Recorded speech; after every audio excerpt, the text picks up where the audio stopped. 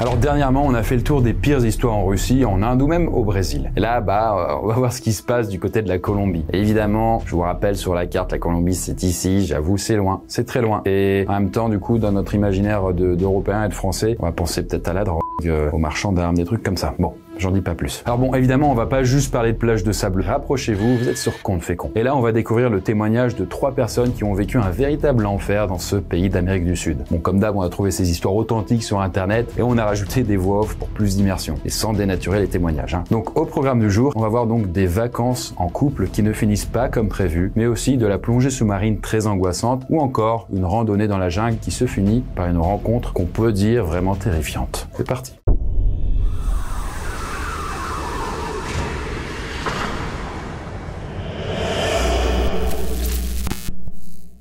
Alors, ce premier témoignage nous vient de Creepy Colombian, une utilisatrice Reddit qu'on va surnommer Carmen, pour plus de fluidité. Et elle vit en Colombie, mais son petit ami, il est britannique. Et lui, on va l'appeler Arthur. Elle a pas donné de prénom, en vrai. Bon, en 2013, ça fait un petit moment qu'ils ne se sont pas vus, alors Carmen l'invite en Colombie. Et là, ils vont partir plusieurs jours sur une île, le long de la côte ouest du pays. Là, leur séjour se passe super bien, le cadre est magnifique, on est hors saison, donc il y a très peu de touristes sur l'île. Et après 5 jours dans ce petit paradis, leur dernière nuit arrive déjà. Là, ils réservent un hôtel dans le village principal de l'île. Mais les plages autour du village ne sont pas très belles. Alors, on se met en recherche d'une plage plus agréable et pas trop loin d'ici. Les habitants nous parlent de la Playa del Frances. Apparemment, elle est propre et romantique. C'est parfait. Je prends juste un sac avec nos téléphones, de l'eau, nos portefeuilles et la clé de l'hôtel. En Colombie, on utilise des sacs appelés mochilas. En gros, c'est une sorte de poche en tissu qu'on ne peut pas fermer et qu'on porte en bandoulière. Et là, on commence à marcher au soleil, le sable est brûlant, même à travers nos tongs. Bon, au bout d'un moment, le chemin fait un détour et passe par une zone habitée. Et là, c'est un quartier très pauvre, presque un bidonville. Et ils sont obligés de passer par là pour aller à la fameuse Playa del Frances. Mais Carmen ne le sent pas. Et en plus, maintenant, ils sont vraiment loin de leur hôtel. Sauf que son petit ami Arthur ne veut pas rentrer maintenant. Donc, il y a une petite dispute qui éclate entre les deux. Bon, Carmen, elle en a vite ras-le-bol, et tant pis, elle fait demi-tour et elle rentre. Bon, là, à un moment, Arthur, il la suit et il continue alors de se disputer en marchant, mais à distance, l'un derrière l'autre, quoi. Et faut quand même, je le précise, il fait vraiment chaud, hein. Et Carmen, elle a mal aux pieds. Et un peu plus loin sur le chemin, là, elle aperçoit un type maigre, debout, à côté d'un buisson. Bon, au début, elle y prête pas attention parce que elle est encore perturbée par la dispute avec Arthur. Mais au moment de le croiser, de passer devant, le type lui saute dessus. Et là, en vrai, tout va très vite. En fait, il y avait un autre gars caché derrière lui qui se précipite vers Arthur pour le bloquer. Et là, le premier gars qui était par terre, il essaie d'arracher le sac de Carmen et il sort alors un énorme couteau de derrière son dos en criant. Vous êtes des putains de gringos! Donne-moi le sac ou je te découpe! Carmen tombe par terre mais elle ne le lâche pas. En fait, elle serre son sac contre elle de toutes ses forces en criant et en se roulant par terre. Ça doit être vraiment très précieux. Et en vrai, pour cause, parce qu'à l'intérieur du sac, il y a le tout dernier iPhone. Et elle vient de dépenser juste une fortune pour se le payer. Mais le gars approche son couteau et soudain, il coupe la sangle du sac. Là, il parvient à le tirer et il se casse en mobilette avec l'autre mec. À ce moment-là, Carmen, elle est dévastée, elle a trimé tellement dur pour se payer ce téléphone et elle est vraiment enragée, en fait, elle est prête à se battre pour le récupérer. Alors elle se lance directement à leur poursuite. En fait, elle court comme jamais elle n'avait couru auparavant derrière leur mobilette. Ses tongs volent sur le côté, mais pas grave, elle continue pieds nus sur la route brûlante. Là, la course-poursuite la conduit à nouveau dans le quartier pauvre. Et là, en entendant les cris, les gens commencent alors à sortir et à pointer du doigt les voleurs. Mais c'est trop tard, en fait, ils ont déjà trop d'avance, parce qu'ils sont quand même sur mobilette et ils disparaissent. J'ai le cœur brisé, j'arrête de courir, je me jette par terre et je commence à taper le sol en pleurant et en hurlant. J'arrive pas à croire qu'il m'ait volé si facilement, de façon aussi stupide. Comment je vais faire pour expliquer ça à mes parents et même pour les contacter? Les gens commencent à venir autour de moi. Mon idiot de petit ami arrive quelques secondes plus tard, en courant mollement, il essaye de me réconforter, mais j'en ai même pas envie. Là, une vingtaine de personnes se regroupent et tentent de réconforter Carmen. Certains posent des questions et il y a même une femme qui dit qu'elle connaît les gamins qui ont volé le sac. Et puis, soudain, une camionnette de luxe approche sur le chemin et apparemment, en fait, c'est le maire du coin. Bon, les habitants commencent alors à entourer la camionnette et à se plaindre auprès du maire. Ils disent que c'est à cause des voleurs qu'il n'y a pas assez de tourisme et donc pas d'argent. Bon, le maire, qui est un homme très corpulent, avec le crâne rasé et l'air sévère, il reste silencieux. Et finalement, après quelques discussions, Carmen et Arthur sont ramenés à leur hôtel et on les préviendra si les forces de l'ordre ou autres trouvent quelque chose. Bon, en tout cas, de retour à l'hôtel, on leur donne une autre clé et Carmen se jette alors sur le lit et elle fond à ce moment-là en larmes. En plus de ça, ses pieds, ils sont en sang, elle est au bout de sa vie. Et à ce moment-là, du coup, en regardant Arthur, elle le trouve complètement mou et inutile, quoi. Elle se dit, mais il sert à rien, ce gars. Enfin bon, elle est vraiment très très en colère. Mais bon, après quelques heures, elle parvient enfin à se calmer. Puis, quelqu'un va alors toquer à leur porte. Le maire est de retour dans sa camionnette de luxe et il dit qu'ils ont retrouvé mon sac. Effectivement, c'est bien mon sac qu'ils ont entre les mains. Mais il est dans un sale état. À ce stade, je suis pas très optimiste. Je le prends pour vérifier ce qu'ils ont laissé dedans et là, surprise. Mon téléphone est bien là, il manque juste la coque. Bien sûr, mon portefeuille a disparu. Mais mes documents importants sont là et la clé de la chambre aussi. J'ai envie de crier, je n'en crois pas mes yeux. Là, on se dit trop bien, ça y est, la situation est réglée. Et à ce moment-là, le réceptionniste de l'hôtel s'approche d'elle. Et en fait, il lui dit que les voleurs surveillaient probablement tous leurs faits et gestes depuis leur arrivée. Bon, en tout cas, le lendemain matin, Carmen et Arthur ont quitté l'île dès que possible. Bon, plusieurs années après, Carmen n'arrive toujours pas à croire qu'elle n'avait pas pu récupérer son téléphone. C'est vrai que c'est un peu improbable. Comment ça se fait que les gars, ils n'ont pas pensé à le récupérer non plus? Peut-être qu'ils voyaient pas la valeur dans un iPhone, on sait pas. Et elle n'arrive pas non plus à croire que le fait d'avoir crié et pleuré, ça a pu jouer en sa faveur. Donc, comme quoi, parfois, on peut retrouver ses affaires. Et d'ailleurs, évidemment, si vous vous posez la question, sans grande surprise, son couple avec Arthur n'a pas tenu longtemps suite à ce voyage. C'était le petit truc de trop, quoi. Bon, maintenant, place à notre prochaine histoire où le danger sera cette fois-ci un peu plus sournois. Alors, cette histoire-là nous vient également de Reddit et d'une certaine mélodramatique BBJ. Et bon, comme elle précise pas son prénom, on va l'appeler Luna. Là, on est alors en été 2019 et elle a 18 ans et du coup, elle voyage seule en Colombie. Et là, elle va loger dans une famille d'accueil dans la ville de Carthagène des Indes. Et puis sur place, elle fait la rencontre d'une Brésilienne, une certaine Maria. Et elles deviennent alors rapidement amies. Et puis un jour, elle décide alors d'aller visiter l'île de San Andrés au nord de la Colombie.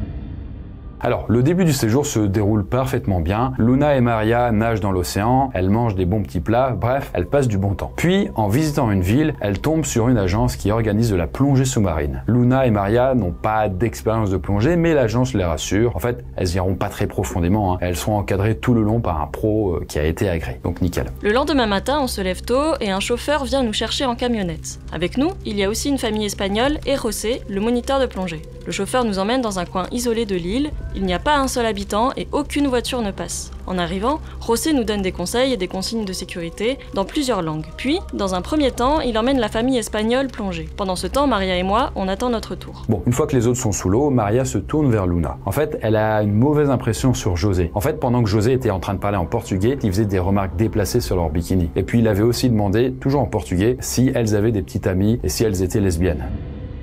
Du coup, effectivement, c'est un peu déplacé, quoi. Là, Luna, elle hausse les épaules, elle dit que c'est probablement une question de culture, donc c'est pas grave, tout ira bien. Et puis bon, après un certain temps d'attente, José revient enfin pour les emmener en plongée. Et là, il les emmène plutôt loin, assez profond finalement sous l'eau. Bon, là, très clairement, c'est vraiment pas adapté à des débutantes. Mais en vrai, ça ne dérange pas trop Luna. En fait, elle est là pour se challenger, et puis elle a quand même hâte de découvrir les poissons et les coraux. Par contre, elle sent quand même que son amie, Maria, elle est nerveuse.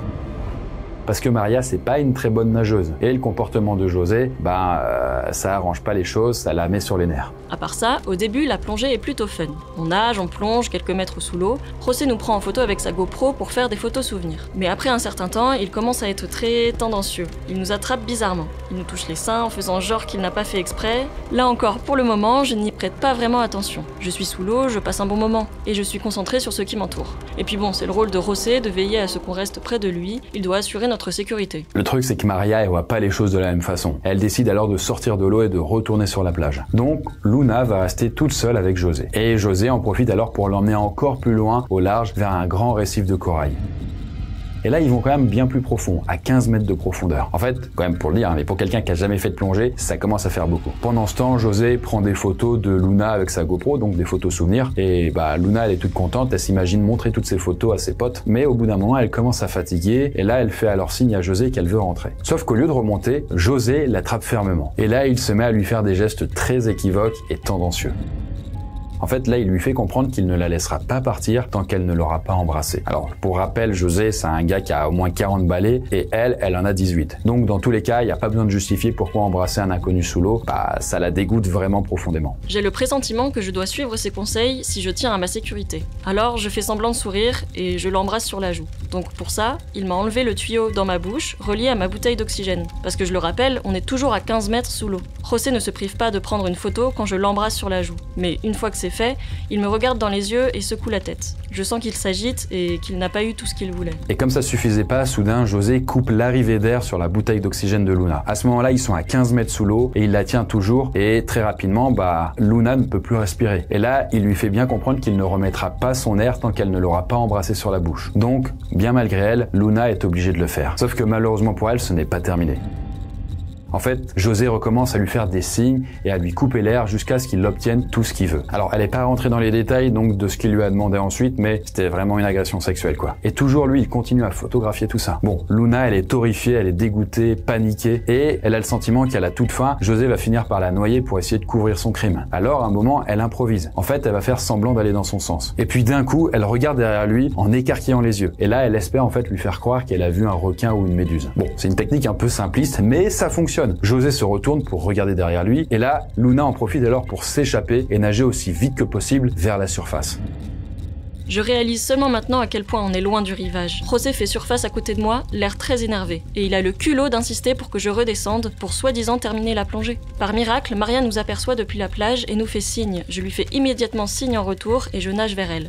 Maintenant que Maria m'a vu en vie, je me sens déjà beaucoup mieux. José comprend que c'est fini et se met aussi à nager en soupirant. Bon, là ça va, elle rentre saine et sauve et ce n'est qu'une fois à l'hôtel que Luna explique tout à Maria. Bon, à ce moment-là, quand Maria entend tout ça, elle est évidemment horrifiée, dégoûtée, tout ce que vous voulez. Et puis elles finissent alors par racheter les photos prises par José pour essayer d'avoir les preuves. Mais évidemment, lui, il ne va leur envoyer que les photos prises au début et pas les autres. Bon, là, les deux filles vont essayer de contacter la police, mais les flics se foutent un petit peu d'elle. Donc pour José, ça n'aura aucune conséquence sur ses actes. Bon, Luna, suite à ça, elle espère que personne ne se fera avoir comme elle. Mais bon, encore aujourd'hui, en tout cas, en utilisant ces mots dans son témoignage, ça la rend malade de penser que ce José puisse se masturber probablement avec des photos qu'il a volées d'elle. Mais bon, après coup, elle a réalisé que ça pouvait peut-être encore plus mal se terminer. Car en fait, elle est remontée quand même à la surface d'un coup. Mais en plongée, vous le savez, à partir d'une certaine profondeur, il faut y aller quand même progressivement pour décompresser et pas avoir d'accident. Bon, là, ça faisait 15 mètres de profondeur, c'était encore ok. Bon, en tout cas, pour notre troisième et dernière histoire en Colombie,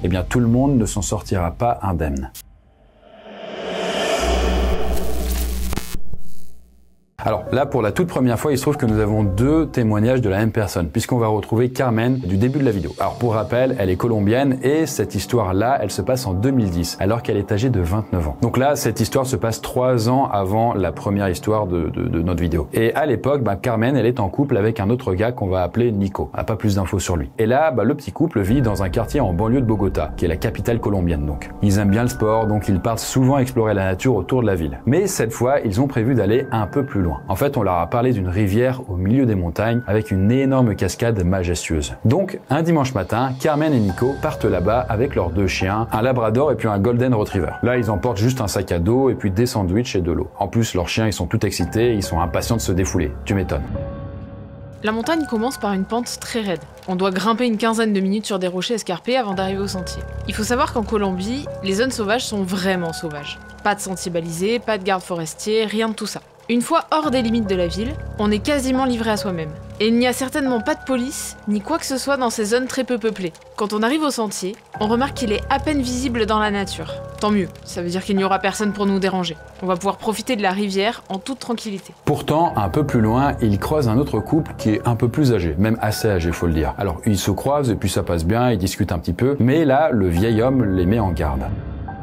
En fait, il a entendu beaucoup d'histoires de gens qui se perdent dans les parages, voire même pire que ça. Il va alors leur conseiller de faire demi-tour et de rentrer chez eux. Bon, comme Carmen et Nico se disent que c'est juste un blagueur et un rabat-joie, ils s'en fichent. En fait, eux, ils sont quand même plutôt expérimentés en randonnée et en plus, ils ont leur chien, donc franchement, ça va, ils continuent. Mais en partant, le vieil homme insiste, il leur dit de faire très attention et il conseille aussi à Carmen de cacher sa chaîne en or. Et effectivement, faut le dire, mais Carmen, elle réalise qu'elle est partie avec un bijou de valeur. En fait, c'est une chaîne en or massif de 24 carats qu'on lui a offert à sa naissance. Alors instinctivement, là elle la glisse sous sa chemise pour la dissimuler un peu. Et puis voilà, la randonnée continue. Et après 1 heure de marche, ils entendent enfin la fameuse cascade. Et là pour y accéder, ils doivent descendre une sorte de falaise. Évidemment c'est raide, alors ils descendent très prudemment et en aidant les chiens si besoin. D'ailleurs, il faut le dire, mais les 2 chiens commencent à avoir un petit peu l'air inquiets et à grogner. En fait, c'est bizarre parce que ce sont, faut le dire, mes 2 chiens hyper gentils qui ne grognent jamais habituellement. Et là, les chiens, ils regardent en direction de la forêt, en haut de la falaise. Bon, En tout cas, Carmen et Nico continuent jusqu'à la cascade qui est aussi belle que prévu. Et là, avec la chaleur, la baignade est la bienvenue. Tu m'étonnes, il me donne envie. Et là, les chiens se mettent à aboyer de manière menaçante. Et toujours en fixant les bois, les arbres, en haut de la falaise. Et là, avec la fourrure hérissée et l'air effrayant. Bon là, le couple retourne alors sur ses pas et Carmen commence à escalader la falaise. Et puis, le truc c'est que les chiens deviennent de plus en plus fous. Et en arrivant tout en haut, Carmen entend des craquements de branches. On tente de calmer nos chiens, mais ils se mettent à gémir très fort, on dirait limite qu'ils pleurent. Là, je commence à avoir vraiment peur. Je dis à Nico, tant pis, je me tire, ils sont vraiment bizarres. On commence à récupérer nos affaires. À ce moment, on entend un étrange sifflement. D'abord un sifflement long, puis deux brefs. Je m'arrête pour essayer d'écouter par-dessus les bruits de la cascade et des aboiements. C'est l'oiseau le plus bizarre du monde, on dirait presque un sifflement humain. Là, les chiens grognent et ils aboient de plus belle, en courant dans tous les sens. Et puis tout à coup, une silhouette sort des arbres. En fait, c'est un homme trapu avec une veste sombre, avec une démarche lourde et lente. Et surtout, il pointe un fusil de chasse directement sur Carmen. Et là, en fait, Carmen est alors coincée entre l'homme, la forêt dense et 20 mètres de vide. Là, ses chiens sont alors à deux doigts de sauter sur l'inconnu. Mais elle est obligée de les rappeler. Elle est alors paniquée, pétrifiée et puis incapable de parler. En fait, ses yeux sont juste rivés sur le canon du fusil. Et puis en plus, elle aperçoit une énorme machette rouillée accrochée à la ceinture du gars. Et puis peu après, son copain Nico arrive en haut de la falaise à son tour. Sachant que Nico, faut le dire, mais quand même, il est grand, musclé et assez imposant. Là, il prend sur lui et il dit à l'inconnu de prendre ce qu'il veut et de partir. Mais l'homme, il s'en fout et il s'adresse tout d'abord à Carmen. Attrape ces chiens et fais-les taire ou je leur tire dessus tous les deux. Là, Carmen fond alors en larmes, mais elle appelle tout doucement les deux chiens et tente de les calmer. Et d'un coup, l'homme se met à siffler. En fait, c'est le même sifflement que Carmen avait entendu, un long et puis deux courts. Et là, deux autres silhouettes sortent alors de la forêt. Et cette fois-ci, c'est un homme avec un pistolet et puis un autre gars qui a l'air très menaçant. Et là, les trois hommes avancent alors vers Carmen et Nico. L'espace d'un instant, je pense carrément à sauter de la falaise. Mais après, même si je m'en sors vivante, ils peuvent facilement me tirer dessus. On est piégés. L'homme nous demande de lui donner les sacs. On obéit en silence, en les faisant glisser par terre. Puis l'homme me regarde en pointant son fusil sur moi. Maintenant, je suis assez proche pour voir son visage. Il a la peau marquée par le soleil et plein de boutons d'acné. Ses yeux sont sombres et petits. Ses cheveux gras sont couverts d'un bonnet noir et sale. Il a un gros nez rond qui lui donne presque un air de caricature. L'homme observe alors Carmen en disant « pas mal, pas mal ». Puis il lui demande de lui donner sa chaîne en or. Et à ce moment-là, les chiens commencent alors à s'agiter. Là, l'homme les fixe et il menace de les abattre s'ils ne se taisent pas. Mais Carmen les supplie alors de ne pas le faire et elle lui donne rapidement sa chaîne en or. En fait, c'est juste ça ou bien leur vie. Mais c'est pas terminé. L'homme en question va regarder ses deux potes à côté de lui. Vous avez déjà fait ce que vous voulez avec une petite fille gâtée? Là, les trois hommes se mettent alors à ricaner et Carmen a juste envie de vomir. Son copain Nico est à ce moment-là encore plus en colère. Il leur dit alors qu'ils n'ont plus rien de valeur et il leur demande juste de les laisser partir. Mais l'homme répond que s'il y a encore quelque chose de valeur en fixant Carmen avec un regard très appuyé. Là, Nico répond d'une voix calme que s'il veut faire ce qu'il veut avec Carmen, eh bien pour ça, ils devront d'abord lui passer sur le corps. Là, les trois hommes ricanent encore plus fort et pointent leurs armes sur lui.